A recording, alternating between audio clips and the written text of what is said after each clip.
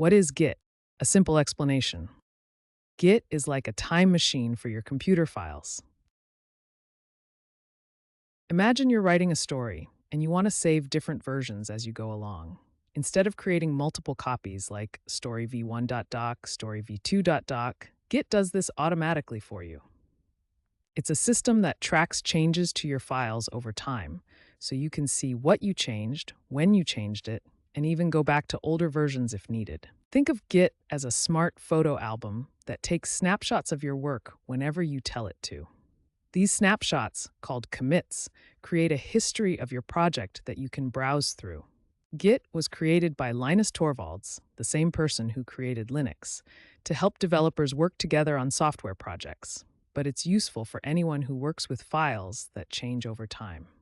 Using Git is like having a special notebook where you decide when to save your progress. Let's see how it works in everyday use.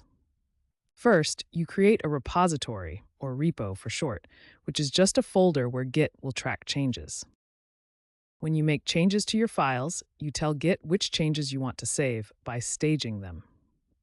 This is like putting items in a shopping cart before checkout. Let's say we modified our index.html file and want to stage it. Then you commit those changes, like checking out at the register. When committing, you add a message explaining what you did. This creates a permanent snapshot in your history. If you make a mistake, you can easily go back to any previous commit. Git also lets you create branches, separate versions of your project where you can try new ideas without affecting your main work. Branches let you work on different features separately. You can create a new branch, make changes, and later merge them back. When working with others, you can push your changes to share them or pull to get others' changes. Popular websites like GitHub and GitLab make this collaboration even easier by hosting Git repositories online.